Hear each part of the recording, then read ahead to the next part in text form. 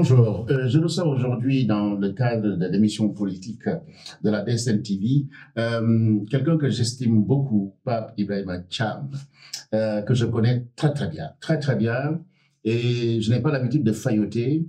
C'est un intellectuel robuste, c'est un citoyen qui fait beaucoup de choses sans le dire, le connaissant, et comme je suis quelqu'un de rigoureux, j'aime dire ces choses-là pour que les malentendus soient levés. Je le reçois aujourd'hui de façon contradictoire. On est amis, mais dans la vérité, il n'y a pas d'amis, comme chez Platon et chez Aristote. Donc, s'il dit des choses qui ne me conviennent pas, je lui porterai la contradiction. Mais vous conviendrez avec moi que c'est un intellectuel robuste qui a fait une grande université qu'on appelle Dauphine. Quand on me parle de Dauphine, je me tais, parce que c'est une université de référence. Pape, j'espère que tu n'as pas les chevilles qui gonflent. Bonjour. Bonjour, Pape Sisson. Merci beaucoup. Et merci encore pour votre invitation. Merci. Alors, nous allons aborder un sujet politique. Nous allons partir de loin. Le Sénégal a connu des turbulences. Le Sénégal a connu des turbulences jusqu'à, j'allais dire, des transitions. Est-ce que c'est le mot exact? Des ruptures? Est-ce que c'est le mot exact? Mais tu me diras. Mais ça a été très difficile, c'est-à-dire que c'est une naissance, une renaissance qui a été extrêmement difficile. D'ailleurs, je voyais une dame qui avait interpellé dans un avion l'ancien président pour lui dire « Pourquoi vous avez tué nos enfants ?» Est-ce que tu peux nous parler de ce moment où le Sénégal a beaucoup souffert? Emprisonnement, des tirs à balles réelles, sans que rien ne se fasse. Il est vrai que nous avons connu des tensions véritablement incontournables, ou même incompréhensibles, je veux dire. Nous avons vu un président Macky Sall qui s'agrippait à avoir un troisième mandat. Et finalement, face à la pression sociale, il était obligé de céder. Mais au prix de combien de victimes? Mais les victimes également, ce sont les gens qui ont appelé à sortir. Il y a une part de la responsabilité du gouvernement sénégalais, en l'occurrence le premier en chef, le président Macky Sall, mais de l'autre côté, il faut quand même se le dire, les responsabilités sont partagées parce qu'il y a des opposants qui ont demandé la sortie de ces jeunes. Ça, c'est le premier point. Le deuxième point, moi, je suis un peu outré de voir un communiqué du gouvernement sénégalais soutenant une dame qui insulte dans l'avion, mais quiconque dans une compagnie régulière importune les passagers, la personne sera mise de côté, sinon même sortie de l'avion, et il y a des conséquences. Maintenant, ce que j'estime regrettable, c'est que le ministre ou l'État sénégalais s'en mêle. C'est l'histoire entre deux Sénégalais, tout simplement, et qu'il fallait le traiter comme ça.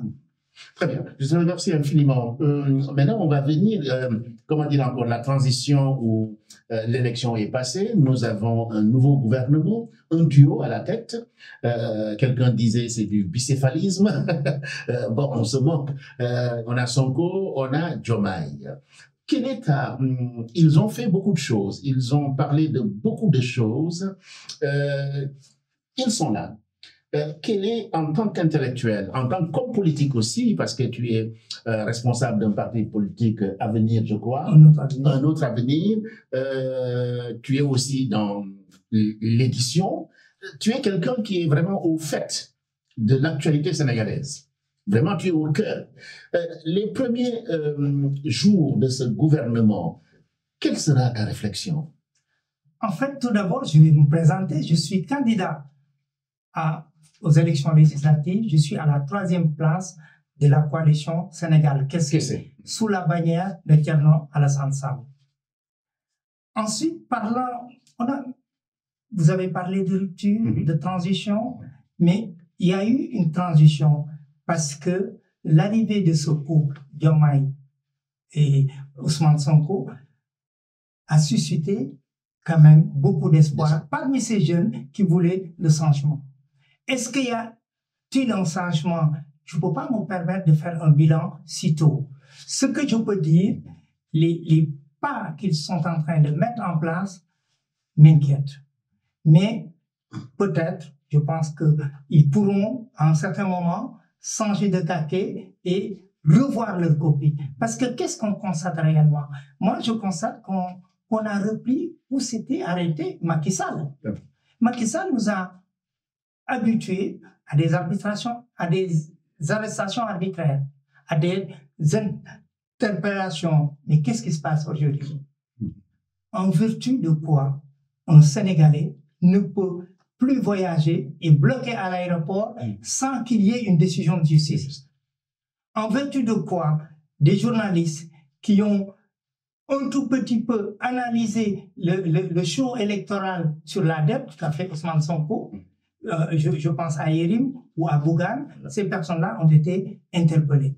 C'est pourquoi je me dis, je pense que leur arrivée suscitait beaucoup d'espoir, mais de mon côté, j'ai quelques inquiétudes. Et j'espère, parce qu'un quinquennat, c'est 5 ans, qu'ils pourront rectifier le tir et que demain, l'espoir qu'ils suscitaient, les Sénégalais pourront le voir. Je veux parler d'une chose également, c'est qu'il faut reconnaître en fait, ce couple a une intention ferme de recoller, de faire décoller ce pays.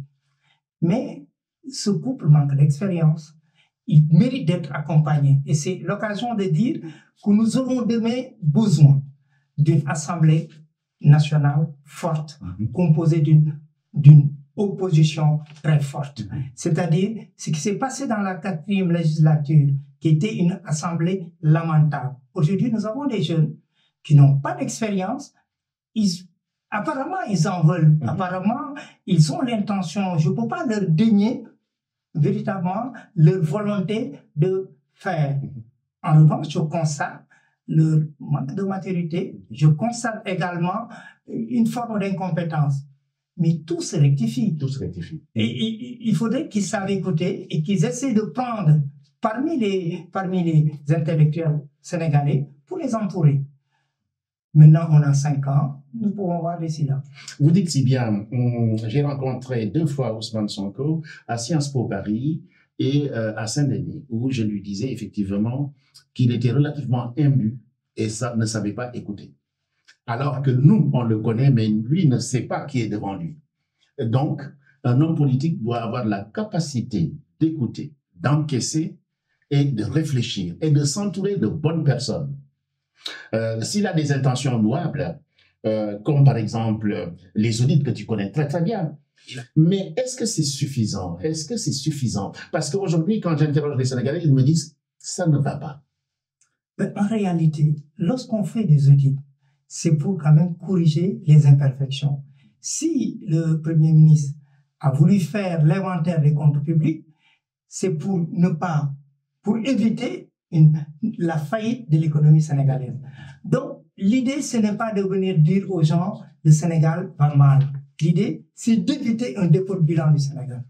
Mais qu'est-ce qu'il a fait en réalité? Il n'a cessé de continuer sa posture d'opposant.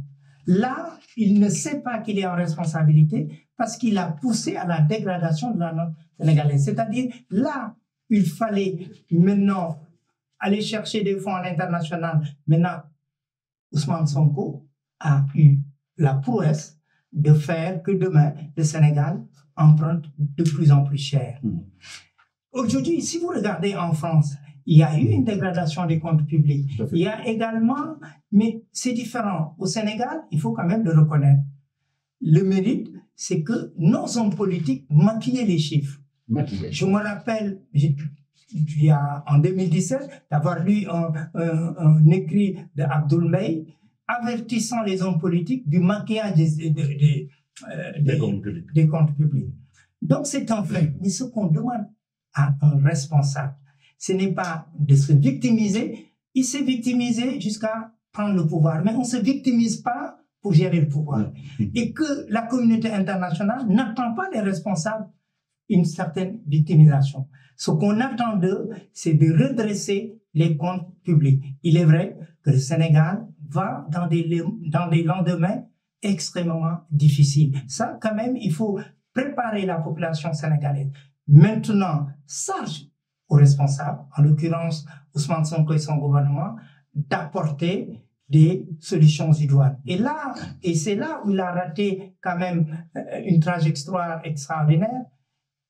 il nous a sevrés de ne pas vouloir de ne pas vouloir présenter une DPG. Mais à quoi sert une DPG? C'est donner une direction, c'est-à-dire donner un espoir au peuple en disant que j'ai trouvé des comptes maquillés, j'ai trouvé des comptes véritablement négatifs. Mais ce que je vais faire, c'est que je vous propose des solutions sur tel domaine. Aujourd'hui, on nous vend un projet que personne n'a lu et que lui-même se contredit en disant le projet sera présenté au mois de septembre. C'est qu'ils sont venus au pouvoir par la grâce de Dieu parce que les gens en avaient marre. Il y a eu un référendum contre Macky Sall, mais ces gens-là ne sont pas encore préparés à diriger ce pays. Il faut le reconnaître. Maintenant, comme ils sont à la manette, au lieu de les critiquer, ils auront besoin demain d'avoir à l'Assemblée nationale des députés qui pourront accompagner les politiques. Un contre-pouvoir en réalité. Voilà. Pour dire l'état effectivement des finances du Sénégal, j'ai un document qui dit qu'Abdou Diouf, en 2000, le budget du Sénégal était estimé à 516 milliards et la dette s'est élevée à 2686 milliards.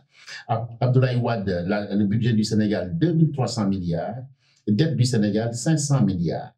Chaque Sénégalais devra 38 000 francs. Macky Sall, quand il est venu en 2024, qui a été nommé le président bâtisseur à la suite de Abdoulaye Wade, lui, le budget du Sénégal était estimé à 4 965 milliards, la dette du Sénégal, 16 700 milliards. Comme tu l'as si bien dit, le Sénégal va vivre des moments extrêmement difficiles. Je veux juste rajouter quand même, aujourd'hui, il faut comprendre la philosophie du budget. Le budget n'est qu'une prévision. C'est-à-dire, je prévois d'avoir tant de dépenses et tant de recettes. Parfois, on arrive qu'on n'ait pas l'adéquation entre les prévisions et les réalisations. Au départ, les gens peuvent afficher, et c'était le fort de Macky Sall, effectivement, d'afficher des budgets avec des recettes qui ne venaient pas. Mais il réussissait effectivement à embarquer par son bagou la communauté internationale, les financeurs et autres. Aujourd'hui, Ousmane Sonko a voulu faire, et là je le remercie, un audit complet de ce que nous avons réellement. Mais ce n'est pas la peine de faire un show sur la dette publique. Parce que si on devrait faire l'audit et comprendre et essayer de savoir quelles sont les corrections à apporter. Et quand on regarde son show électoral, c'est pour désigner des coupables.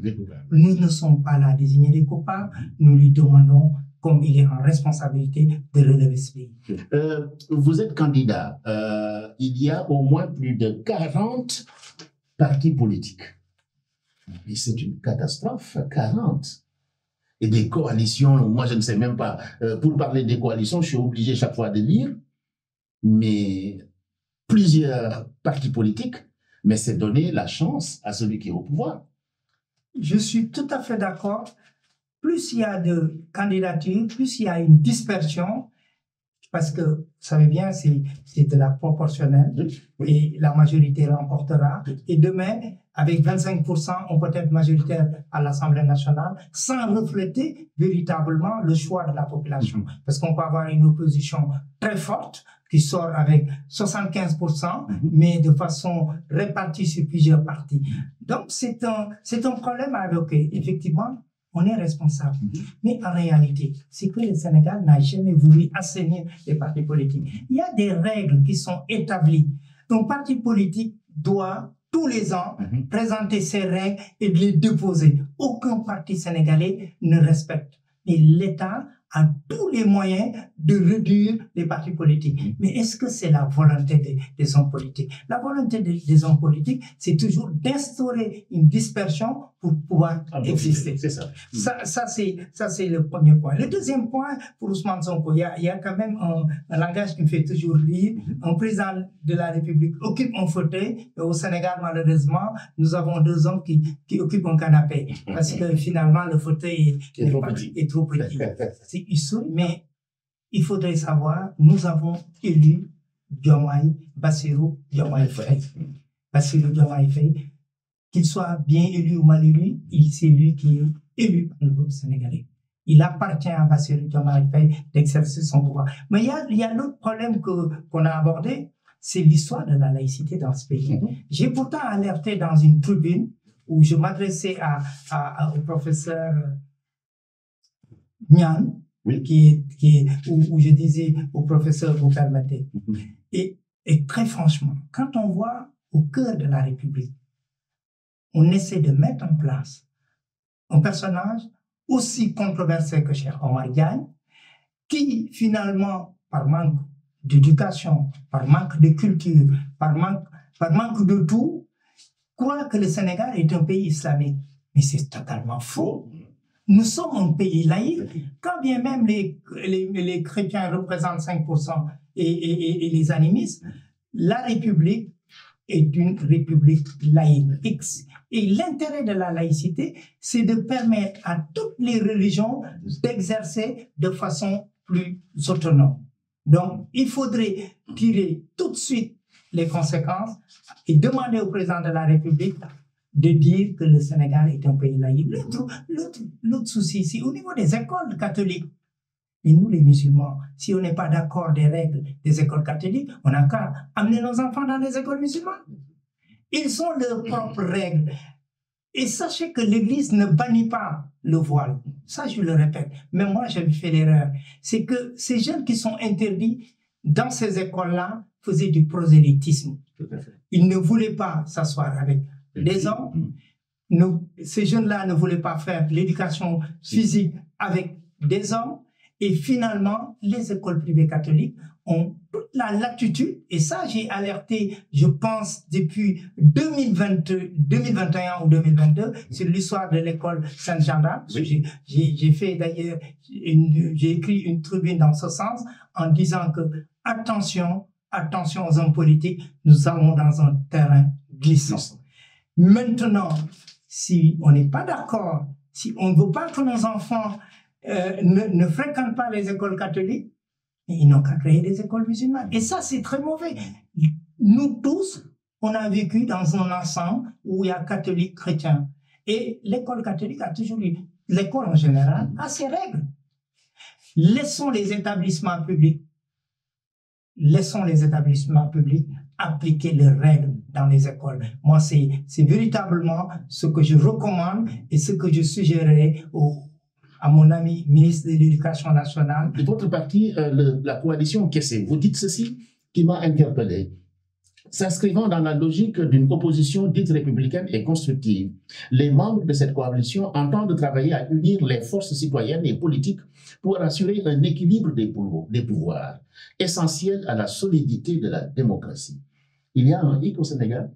Il y a un hic, effectivement, parce qu'aujourd'hui, celui qui dénonçait la justice aux ordres est en train d'interférer dans la justice. Je dis bien d'interférer parce que je pèse mon mot, parce qu'il est allé même dire qu'il a interpellé le ministre de la Justice pour savoir si c'est un militant du PASTEF ou autre. On ne peut pas, quand on est dans l'opposition, dénoncer la justice aux ordres et quand on a la manette de vouloir contrôler. Ça, c'est un autre point. Et pour revenir à notre coalition, nous trouvons qu'il n'est pas nécessaire d'avoir une opposition frontale, qu'il n'est pas nécessaire d'avoir cette opposition radicale, que ces jeunes qui sont là, que le peuple vraiment a élus, ces jeunes, nous devons les accompagner. Ils ne sont pas prêts à gouverner. Eux également, ils doivent avoir l'humilité d'écouter, mais l'humilité de comprendre que le pouvoir, ce n'est pas uniquement pour eux, mais c'est pour le peuple. Et pour le bénéfice du peuple, c'est pourquoi nous insistons que demain, nous voulons une assemblée de contre-pouvoir. S'il y a des choses qui sont excellentes, on va pouvoir contribuer. S'il y a des dérives, on pourra alerter et parfois même, on pourra proposer à l'Assemblée nationale certaines réformes d'ailleurs, Thierno Alassane a mis en place un programme de législature. Ça, c'est jamais eu. Les gens qui demandent aujourd'hui d'aller à l'Assemblée nationale ne veulent qu'un poste en général. Je n'incrimine pas tout le monde, mais nous avons une coalition qui se dit non, pour aller à l'Assemblée nationale, il faut au moins disposer d'un programme de législature. Quelles sont les réformes qui doivent se faire et dans les jours qui vont venir, vous aurez la présentation de ce programme de législature. Moi, dans la coalition Kessé, quand j'ai vu ça, j'aime beaucoup M. Mbaye, que j'ai rencontré à Paris. Et c'est mon ami Diallo, un écrivain, j'ai oublié son prénom, qui avait animé la rencontre. Et j'avais discuté avec M. Mbaye, qui est très intéressant. Mais il a été Premier ministre. Je n'ai pas beaucoup d'expertise sur ce qu'il a fait. Et l'autre que j'aime beaucoup, c'est ce jeune-là, Thierno Alassane Sall. J'aime beaucoup. J'aime l'écouter, j'aime l'entendre. Et je pense qu'il a démissionné une fois. Ce qui est rare. Ce qui est rare pour le ministre, il a démissionné. En Afrique. En Afrique. Voilà. Mais je reviendrai sur Abdoul. Abdoul, pour ceux qui le connaissent, j'ai eu l'occasion de le pratiquer, d'échanger avec lui. D'ailleurs, nous avons sorti ensemble un livre qui s'appelle Conversations croisées, où nous avons échangé sur l'actualité politique, sur les problèmes. Abdoul, c'est quelqu'un qui est foncièrement, j'ai dit foncièrement, attaché à l'intérêt du Sénégal. Vous n'avez jamais vu chez les leaders politiques sénégalais quelqu'un qui renonce et qui cède sa place aux jeunes. Oui. Parce que Abdoul, c'est quand même, aujourd'hui, il s'est dit que ce qui l'intéresse, c'est l'intérêt du Sénégal, et il a demandé à Thierno Alassane et à moi d'aller au devant. Donc, c'est quelqu'un à remercier. Thierno Alassane, on ne le présente plus. Il a un mandat lors de la 4e législature. D'ailleurs, il a une actualité. C'est lui qui a porté plainte pour qu'il y ait une clarté dans l'histoire de l'ONAS. Oui. Et c'est quelqu'un également qui, à chaque fois, par ses interventions pertinentes à l'Assemblée nationale, s'est distingué. C'est un homme intègre. Notre coalition, je vais peut-être me donner un peu pas d'humilité, j'ai envie de me donner, mais il faut reconnaître, nous sommes une coalition de vertu. Et vous qui connaissez la philosophie, je pense que le mot vertu vous dit quelque chose. Nous sommes attachés aux valeurs, nous sommes attachés à l'engagement, nous sommes surtout attachés à l'intégrité. Et c'est pourquoi notre coalition est représentée par quelqu'un, un Premier ministre, qui n'a jamais cherché un poste politique. C'est Macky Sall qui lui a demandé qu'elle allait le chercher. Et c'est quelqu'un qui s'est distingué dans son activité. Dans son travail. Dans son travail de banquier. Aujourd'hui, on parle de ces jeunes. Très franchement, je veux pas toujours revenir. Mais quel est leur fait de guerre? Ces jeunes-là sont spécialisés de quoi? Ils vont me dire que ce sont des inspecteurs des impôts. J'ai beaucoup de respect pour ceux qui ont fait quand même ces grandes écoles. Mais à part l'optimisation fiscale, quelle est leur vision? Quelle est leur vision économique? Si aujourd'hui le projet tarde à venir, c'est que derrière, nous avons des jeunes qui ne sont pas encore prêts. Et je terminerai en disant que nous avons un Thierno Alassane Sall qui dirige une équipe qui, demain, apportera un contre-pouvoir. Pas une opposition radicale. Un contre-pouvoir. Un contre-pouvoir. Qui soit constructif. En ce moment, c'est la rentrée scolaire. Avant-hier, je travaillais, parce qu'il y a beaucoup de jeunes qui me sollicitent, il y a, par exemple, l'école primaire donne sur des poubelles. Les Sénégalais attendent de l'État. Je suis dans le groupe, je leur dis, OK, certes, l'État doit le faire, mais quand vous avez de l'eau chez vous, que faites-vous? Est-ce que vous attendez que le voisin vienne enlever l'eau, ou bien vous trouvez des initiatives pour faire évacuer l'eau? J'ai dit, vous avez des artisans, vous avez des parents, vous avez des artisans, des parents. Mais pourquoi ces gens ne vont pas se mobiliser pour mettre une pancarte, pour mettre du zinc, ou même un tissu ou des bâches? Donc, on attend tout de l'État. Je veux parler de ces abris provisoires. Je veux parler de la formation. Est-ce que dans votre parti, dans votre projet politique, l'éducation a une grande part? Et parce qu'un peuple qui n'est pas éduqué, c'est un peuple qui se meurt, qui s'estiole, comme le disait Césaire. Je crois vous poser un problème de citoyenneté. Aujourd'hui, les citoyens sénégalais doivent agir en citoyen. Agir en citoyen, c'est de dire il faut faire tout pour que mon environnement soit quand même à l'image de mon pays. Qu'est-ce qui se passe au niveau de l'éducation? L'éducation au Sénégal, malheureusement, ça a été saboté par tous les régimes qui sont passés.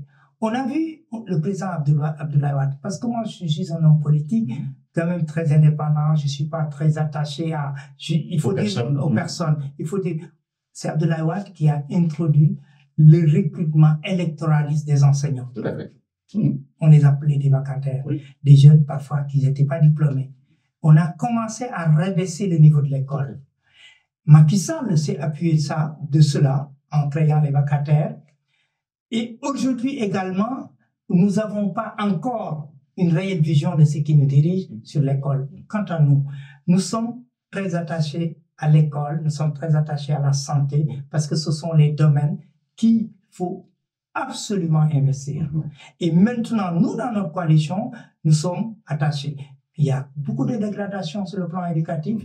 On sera demain des missiles pour tout régler, mais nous proposerons des réformes pour essayer de corriger les manquements. Et je reviendrai sur la dette publique. Quand on fait un show sur la dette publique, moi, mon sens, il faut également réduire les dépenses publiques. Mais aujourd'hui, avec le niveau de recrutement, j'ai regardé avant de venir les chargés de mission à la présidence, que des coordonnateurs PASTEF, qui auront des salaires, qui finalement, ces salaires vont augmenter la dépense publique. Et nous avons un Premier ministre qui nous dit, non, pour diminuer les dépenses publiques, il faut arrêter le café, sortir les frigos. Le problème, c'est pas ça. Le problème, c'est une volonté de changer ce pays. Et ces jeunes-là, quand bien même qu'ils ont une volonté de faire, ils ne savent pas sur quel levier appuyer pour réformer ce pays. Bien sûr. Boris Diop a fait une grande intervention hier ou avant-hier sur les langues nationales. Comment pensez-vous effectivement faire entendre votre programme à des gens qui ne savent pas lire? Parce que vous écrivez votre programme en général en français. Et le problème des langues nationales dans la politique est quelque chose qui est capital. Si Cheikh Anta Diop le disait dans l'un de ses textes, quand il parlait effectivement des langues nationales, comment veux-tu expliquer un programme en français à un paysan qui ne parle pas français? Si tu lui expliques le programme en Wolof, il saura décider. On a parlé de citoyenneté. Le citoyen n'est pas celui qui comprend un programme, mais pour qui est fait ce programme, dans quelle langue ce programme est fait. Je sais que maintenant au Sénégal, il y a une pluralité de la presse, en langue vernaculaire, en langue nationale, etc., ce qui est une très bonne chose. Mais quelle est la place des langues nationales dans la coalition Kessé? En fait, d'abord, j'ai une position personnelle. On a raté le coche des langues nationales. Aujourd'hui, moi j'aime bien Boris, qui a écrit un livre en Wolof, que je n'arrive pas à lire d'ailleurs. Et on ne peut pas arriver à ce stade-là pour imposer les langues nationales. Il faut un travail au préalable. C'est-à-dire, dans les écoles maternelles, commencer à apprendre le Wolof, alphabétiser. Mais aujourd'hui, nous avons effectivement des positions intellectuelles d'attachement à la langue nationale. Et ce qui fait également, on est vers une culture de la médiocrité de notre langue officielle. Nous avons des journalistes qui sont incapables de parler. Nous avons des hommes politiques qui ne peuvent pas s'exprimer parce qu'en se disant, et on se met derrière les langues nationales en disant, moi je suis sûr qu'un pays qui veut se développer doit commencer à avoir une planification de ses langues. C'est-à-dire, on ne peut pas se développer sur une langue étrangère. C'est-à-dire, à partir de maintenant, introduire dans les écoles maternelles, dans les écoles élémentaires, à l'université. Il y a eu vraiment des pas extraordinaires. Moi, je me rappelle d'un certain Thiam qui était professeur de mathématiques, qui enseignait les maths, Sahir Thiam, qui enseignait les maths, qui est venu également dans mon lycée même nous faire des démonstrations de mathématiques en Wolof. Mais aujourd'hui, c'est un sujet politique. Le sujet de l'éducation des langues ne devrait pas être un sujet politique, c'est un sujet pédagogique. Moi, si demain, il y a une volonté politique à faire, nous sommes, nous, dans des candidats pour rentrer à l'Assemblée nationale. On n'a pas la vocation de réformer ce pays parce qu'il y a un exécutif. Ce que les gens, ce qu'on veut faire demain, c'est d'être une force de proposition et une force de contre-pouvoir. Mais aujourd'hui, notre coalition n'a pas réfléchi sur la continuité de l'enseignement. Par contre, quand le gouvernement qui sera en place viendra avec des réformes, on essaiera de corriger. Mais aujourd'hui, Pape, moi j'aime bien nos intellectuels. J'aime bien leur conception, leur manière de faire. Et je pense que sur les langues nationales, nous sommes complètement à la ramasse. Et Cheikh Anta Diop, c'est quelqu'un qui est notre fierté nationale, mais qu'on n'a pas suivi. Et le pire, et moi je le dis souvent, qui est au Sénégal l'héritier de Cheikh Anta Diop? Qui est l'héritier de Cheikh Anta Diop? C'est Théophile Obenga, il n'est pas un Sénégalais. Il n'est pas sénégalais. C'est que nous avons, nous, un problème de continuité dans tout ce que l'on fait. On ne transmet pas le pouvoir. On ne transmet pas le savoir. On a un problème, très sincèrement, de transmission. Aujourd'hui, moi, je rencontre beaucoup d'étudiants dans les facs qui vont parler de Cheikh Anta Diop, qui n'ont peut-être même pas lu Cheikh Anta Diop, mais ils vont parler de Cheikh Anta Diop comme une fierté nationale. Les citations qu'on trouve partout. Mais ce qui est intéressant, ce qui serait intéressant demain, c'est qu'on essaie d'émerger des Cheikh Anta Diop. Mais il n'y en a pas. À part votre génération où les gens étaient imbus de culture. Aujourd'hui, ce n'est pas ce qui intéresse la jeunesse. Maintenant, on a des mohicans qui restent, qui veulent coûte que coûte que nos langues nationales soient mises de nous. Mais aujourd'hui, même la langue Wolof qu'on écrit, qui peut lire? On ne maîtrise pas l'alphabet. C'est-à-dire, il y a des gens qui maîtrisent beaucoup et qui l'écrivent, tel que Boris Diop. Mais si je vous donne un livre de Boris Diop, moi je peux rester 7 ans sans pouvoir le lire. Pourquoi? Parce que je lis avec l'alphabet français. Français, c'est ça, oui, tout à fait. Et c'est ça notre problème. C'est pourquoi je vous souhaite vraiment le meilleur, puisqu'effectivement, vous êtes un parti qui base sa théorie sur la vertu, parce qu'on n'a pas besoin de vilipender ce qu'on fait. Mais moi, je sais que tu as beaucoup fait pour l'hôpital où je suis né, hein, les hôpitaux de Kaolack. Alors, Pape, merci beaucoup. Nous allons terminer, mais comment dire encore, tu reviendras vers nous parce qu'il y a plein de choses à dire.